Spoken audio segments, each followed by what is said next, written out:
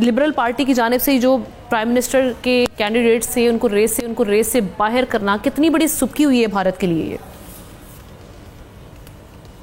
دیکھیں ہم کتنی سبکی ہوئی ہے، یہ تو میرا خیال ہے وہاں پہ ان کے اگر میڈیا کو دیکھ لیں تو وہ سخت تنقید کر رہے ہیں کہ ہماری پالیسی کی وجہ سے ہو رہا ہے۔ اچھی بات ہے، این ڈی ٹی وی ہو، باقی لوگ بھی ہیں جو بالکل ایک جیب میں چلے گئے تھے مودی کی، اور وہ جو کہتے ہیں کہ سارا کا سارا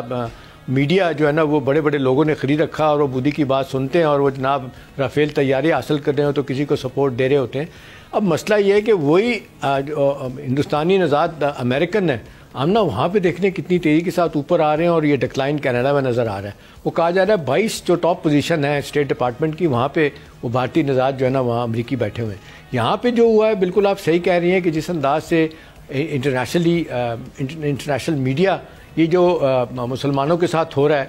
کشمیر میں ہو رہا ہے، باقی جگہوں پہ ہو رہا ہے، اور پھر یہ جو را نے ایک فیصلہ کیا ہوا ہے کہ جی ہم جو اپنے مخالفین ہیں ان کو چن کے اپنے گھروں میں جا کے ماریں گے۔ پاکستان میں آپ نے دیکھا کہ 6 لوگوں کو مار کے چلے گئے تھے، اس کے ثبوت بھی دے دیے گئے کہ کون کیسے تھے جن لوگوں کو پکڑا گیا، اور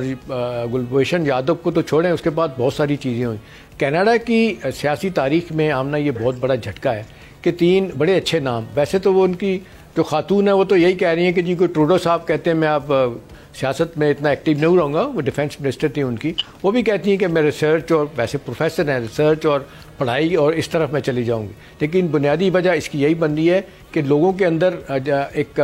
جس کو کہنا چاہیے غصہ ہے کینیڈا کے عوام میں، ہندوستان جو اس وقت کر رہا ہے اقلیتوں کے ساتھ کر رہا ہے، اور پھر ابھی بھی وہ ڈٹا ہوا ہے کہ جی ہم ان لوگوں کو ماریں گے۔ آپ انٹرویو دیکھ لیں اجیت دیول کے اور باقی لوگوں کے، وہ تو کہتے ہیں کہ جی ہم اپنے لوگوں کو ہم نے تیار کیا ہوا ہے، جو ہمارے مخالفین ہیں ان کو جا کے ان کو ماریں گے۔ تو میرا خیال ہے یہ سارا پرایا سب کچھ بڑا واضح طور پہ بتا رہا ہے کہ انٹرنیشنلی ہندوستان کے لیے ہزیمت ہر طرف نظر آ رہی ہے۔ اچھی بات ہے آمنہ جو انٹرنیشنل میڈیا،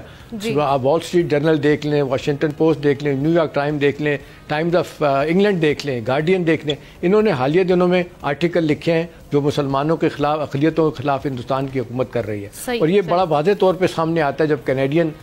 کینیڈا میں جس طریقے سے آپ نے دیکھا سکھوں کو مارنے کا پلان کیا ہوا، ابھی تک وہ ڈٹے ہوئے ہیں کہ ہم یہ ماریں گے ان کو، ہمیں دنیا کی پرواہ نہیں ہے۔ سبسکرائب کریں اور بیل دبائیں تاکہ کوئی خبر رہ نہ جائے۔